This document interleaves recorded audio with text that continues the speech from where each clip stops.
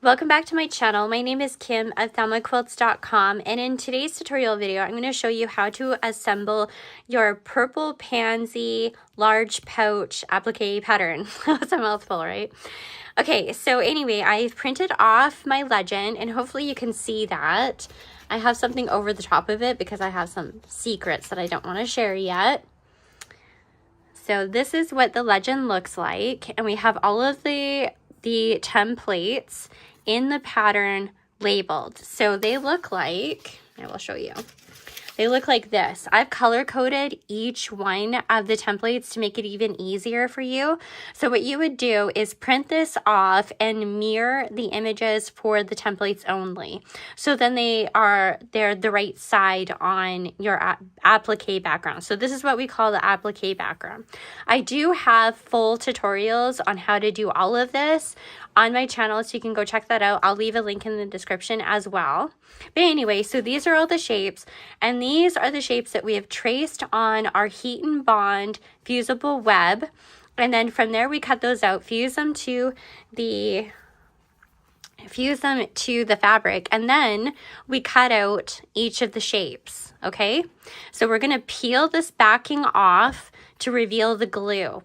So for this pattern, I have actually used the Heat and Bond Ultra Hold, which means that you don't sew that. You really don't want to sew that because it'll gung up your machine if you do. So if you want to sew each of the pieces down, you can absolutely do that. Just use the Heat and Bond Light. That requires you to sew it, but you fuse it with your iron. So that's the next thing I wanted to touch on. So when you go to fuse this to your applique background, you're going to use a medium high heat. So that's usually about a 5 on the iron or the wool setting. And then you're going to fuse it for 8 seconds and then move it around. Do not swish it.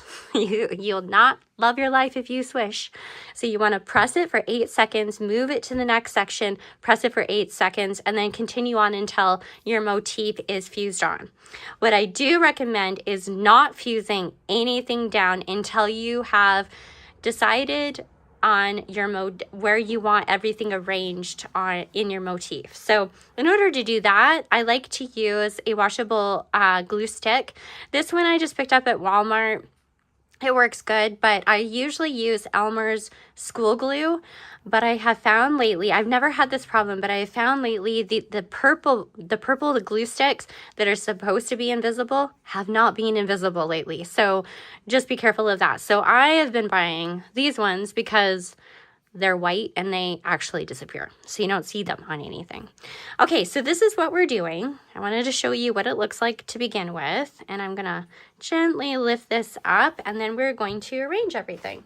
So you want to have your legend handy. So this is our legend, and each of the little shapes, I have written the color, and I usually write the letter, but I've made this a few times, so I feel comfortable. I'm good to go. But I would recommend you writing your letters on, and I use both capitals and lowercase letters, which account for different shapes in the pattern. So say, for example, the Picasso's bouquet, that is a huge applique pattern with lots of shapes. I use both the uppercase and lowercase for different shapes, just so you know. Okay, so, but like I said, I do have full tutorials, so you can go and watch those on my channel. This one is just for the Purple Pansy. So the reason I wanted to do this is show you this one because this one can be a little tricky, but totally doable. I just want you to be comfortable doing it. And I love references, videos, and things like that. I'm a visual learner. So anyway, so we have already taken the backing off. So this is the paper backing, right? You're going to take that off each of the shapes.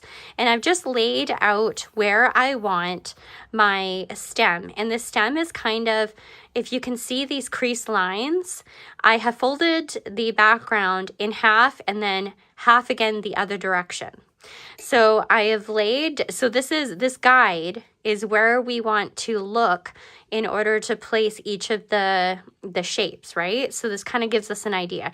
So this background is not a perfect square, but normally if it's a perfect square, I will go corner to corner as well. So you have a cross and an X. that is awesome for placing your applique pieces. But because this is not a perfect square, I've only done the cross. I folded it twice in order to get that perfect center, okay?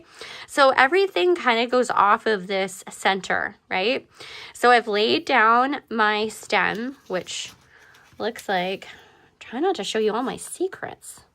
So this stem, right, is in this direction, because I actually forgot to invert it when I printed it off. So you want to invert it, but anyway, it'll be in the right direction if you mirror the image when you print it.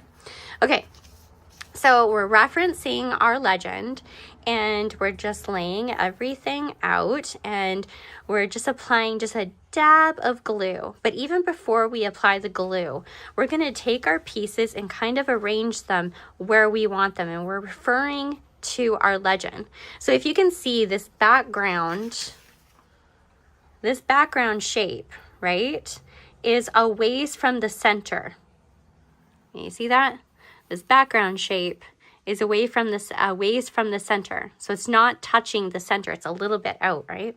So we're going to refer to that and place our pieces the best we can. Remember, we're not going for perfection. We want this to be fun and enjoyable. And if you are so worried about being perfect, you're going to lose the whole point of doing this, because this can be a lot of fun if you just let yourself enjoy it. So you can tell that these pieces have a little space all around them because we're layering. Applique is about layering, right? So these pieces are the furthest into the background. I hope I'm making sense, but they're layered, right? So we have the big shapes in the back, and then we're layering smaller shapes on top of that. So for example, in this legend, we have these little guys that are going to be layered on top, right? So we're going to layer those on top, just like that, okay? So we're going to get a lay of the land. And I like to just kind of play with things before I even get my glue stick involved, because I want to make sure that they're laid the way that I want. And maybe you're looking at the diagram, you're like, I can do this better. Then do it. Place it however you want, whatever makes your heart happy. So I'm just going to place it and see these little shapes. I'll show you again. These little shapes are not dead center, right? Because we have the end shape, which is, what is the center of the flower called again? These little things, okay? We're going to put that on top, right? So it's all about layering. And I like to kind of place things and see how I like them. Oh, I like that. Yep. Okay. So the next thing you're going to want to do is peel the paper backing off. So I've already done that to some of these. My glue stick is drying out because I've been chit-chatting too much. So we're just going to, just a dab of glue just to hold it there, so when we take it over to the iron, our pieces aren't falling off and annoying you, right? So we're just going to move things around a little bit, because these have a little tiny space in between them, remember? And I've already kind of stuck this down with a little bit of glue.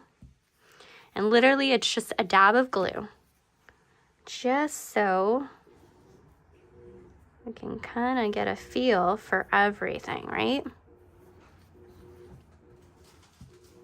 I took the paper off of these out of camera, but... So here's the back. I know it looks like crap right now. Don't stress. We're layering, remember? So this is what I mean about taking the backing off. You want to take the paper backing off, and the shiny side is the glue side. That's what we're going to fuse down to our paper, or our background rather, sorry. And then we're just going to place our pieces, our petals on top of the petals. And some of them, I need longer nails. And just go around and place them all.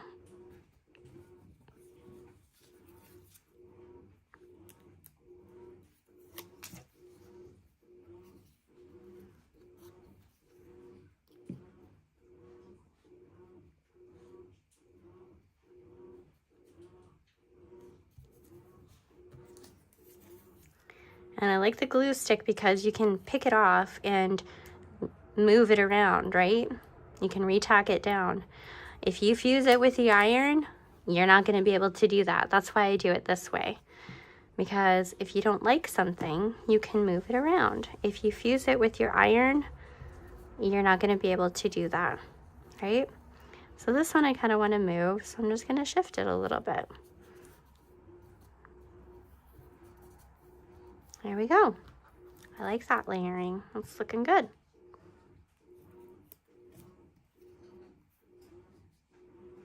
I like applique because you can use the smallest pieces of fabric. Like, look at that. You can use up so much of your scraps and get creative. It's a lot of fun, I tell ya. Okay, so there we have the flower, and I'm really happy with that. So now I could take it over to the iron and fuse these down, but I've got a couple more leaves that we're going to add before we do that, and then I can just fuse the whole thing. So if this was a bigger project, I might fuse them in stages. But for this one, I feel pretty comfortable like taking this over to the iron and just fusing it all down at the same time. And I don't like that so much. I'm gonna fuse this one again. And I got a glue there, but that's okay. It's washable glue, I'm not worried.